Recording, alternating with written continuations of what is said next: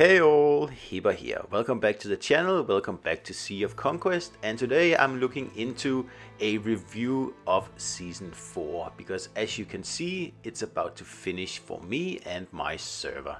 So first of all, well, Season 4, it was slightly better than Season 3, but that still didn't mean that I was totally engaged. Especially in the last half of the season, I hardly played, really, to be honest. And you know, there was a few good things in this season, but there's nothing particularly, grand or surprising like in Season 2. It's just, new heroes, Obi and Chizuru, like I'm sure we're all aware of by now if you played Season 4. And of course, there's also new buildable ships, or in this case, ship, which is the Orochi. And you're gonna try to get that. You're gonna try to get the heroes, and you unfortunately still have to do the Grand Line. Now, I'm always really tough on the Grand Line because I really think it's super boring. And 1/3 into the season, I just pretty much stop the Grand Line because, well, it's just not fun. Fun Plus really needs to come up with something a little bit more engaging than the Grand Line for future seasons. Another thing they need to rethink are the season specializations, because it's a good idea, it's actually a great idea. It should just be permanent and not just season specific, because I really don't care. I'm just gonna lose interest in this stuff because it's gonna get wiped as soon as the season is over. So that doesn't make any sense to me. If it was a permanent thing, and I was collecting these gems here for a permanent build, well, I'll be much more interested in grinding, right? So that's another thing. And then the saga, I finished that. Also, it's not a giant feat.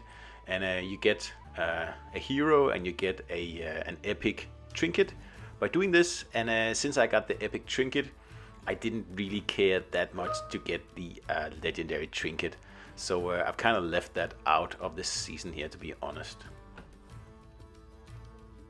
So in my mind, I'd say you've completed a season once you've obviously completed the season, but also you have the 2 new heroes in your hero list.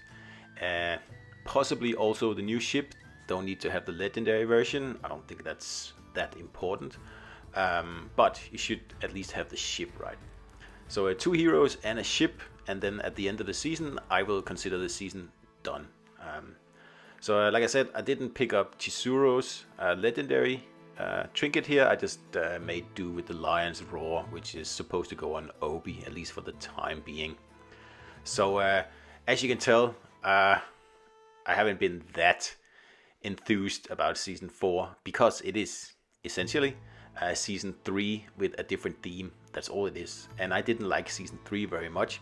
I liked Season 4 a little bit more than Season 3, but only really because of the theme. Like, I like the Japanese theme. But other than that, it's just a carbon copy, right? So a few things I did manage to do this season here. The first of them is to actually make my whole fleet consist of legendary ships. So I don't have any rare or epic ships anymore. I got the Orochi, and that one got rid of my last epic ship. So that's, of course, a nice thing. But of course, when I get to level 40, there'll be another ship to worry about, but that'll take a long time. Another thing you would have noticed in Season 4, if you watch my channel a bit, see that I actually did a server transfer from my original server 103 to server 118. And it was really just to test it out, and I just joined a new gang here, Sparrow, and they're nice guys, so I'm gonna stick around there for the time being. I actually prefer smaller gangs because I just think it's more fun, honestly.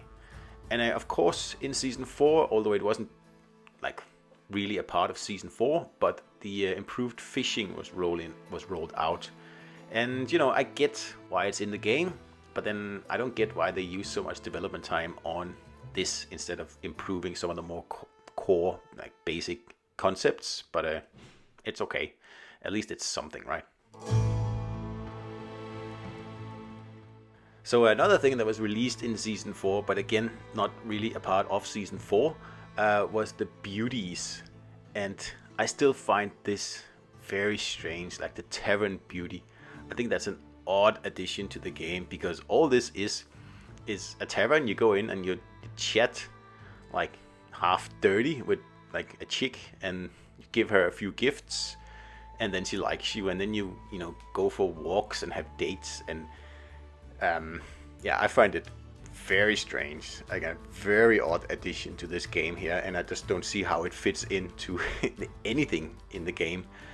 Yeah, I scratched my head when this was included, and I still do, and I actually find it a little bit distasteful, to be honest. But anyway, maybe they change it into animals or something instead in the future. Then of course we have the knife bounty, kind of interesting. There's a new hero to pick up in this roulette wheel here, if you are so inclined. I wasn't. I just played it once, and that's it, because I already have plenty of heroes. I don't think I need any more, at least at the time being.